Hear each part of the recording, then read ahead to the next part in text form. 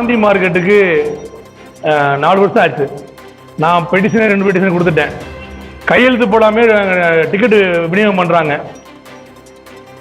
4 வருஷம் ஆச்சுங்க. இப்போ தீர்மானத்துக்கு கொண்டு வந்திருக்கீங்க. இப்போ தான் எதுன்னா மின்னணு கொண்டு வந்திருக்கீங்க. சீல் போடுறதுக்கு நீங்க இன்னைக்கு போய் பாருங்க, சீல் இல்லாம தான் கொடுத்துட்டு இருக்காங்க. இன்னைக்கு கொடுத்துட்டு இருக்காங்க. 4 வருஷமா நான் சொல்றேங்க. இப்ப சார் வந்து நிறைய ஃபண்டை நான் கொண்டு வர்றேன், வசூல் பண்றேங்கிறாரு, நம்ம மாநகராட்சிக்கு நிதியை பெருக்குறேங்கிறாரு. ஆனா இதுல 32 சப்ஜெக்ட் வச்சிருக்கீங்க. அதாவது 32 வரி இனங்கள் கொடுத்துருக்கீங்க. 32 வரி இனங்களுக்கு கிட்டத்தட்ட ஒரு 10க்கு மேல 4 வருஷமா டெண்டர் வைக்கவே இல்லை. நீங்க புதிய பேருந்து நிலையம் கட்டி டெண்டர் விட்டு 5 வருஷம் ஆச்சு.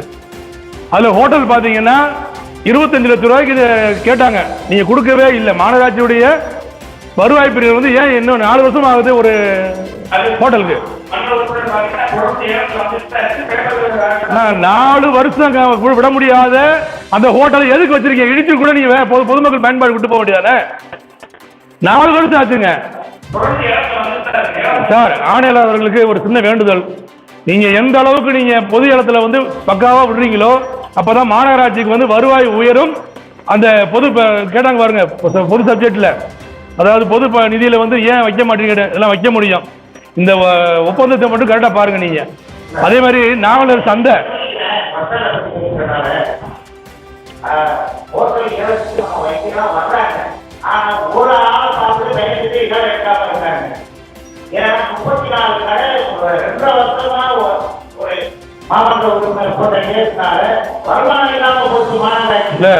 மாமன்ற உறுப்பினர் கார்த்திக் அவர்களே, நீங்க வந்து நீதிமன்றம் போயிருக்கணும். பஸ் ஸ்டாண்ட்ல வந்து ஒரு கடை வந்து ஏழை விடாம ஏழை நடந்ததா சொல்லி 8,500 ரூபாய் தான் போயிருச்சு. ஆனா நான் கேஸ் போட்டதுனால இன்னைக்கு அதே கடை 15,000 ரூபாய்க்கு போயிருக்கு. ஆமாவா இல்லையா? நீங்களே பதில் சொல்லுங்க. வாடகை கூடி இருக்கா, வாடகை கூட இல்லையா? நீங்க உடனே பண்ணிருக்கணும்ல, நீங்க முறையா நடத்திருக்கணும்ல, ஏன் நடத்தல? நீங்க அதுக்கு பதில் சொல்லுங்க முதல்ல. ஏன் நடத்தல? அப்ப நீதிமன்றம் போய் சொல்லுதா? நீதிபதி போய் சொல்றாரா? நீதிமன்றம் போய் சொல்லுதா? சொல்லுங்க பாப்போம்.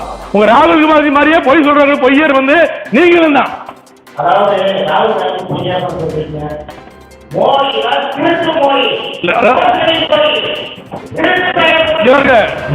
ராகுல் காந்தி தான் திருடர், ராகுல் காந்தி தான் பொய்யர், ராகுல் காந்தி தான் பொய்யர். இன்னைக்கு தேர்தல் ஆணையம் காரி துப்பி இருக்கு. ராகுல் காந்தி வந்து காரி துப்பி இருக்கு. தேர்தல் ஆணையம் காரி துப்பி இருக்கு ராகுலை பார்த்து. ஆணையர் அவர்களே,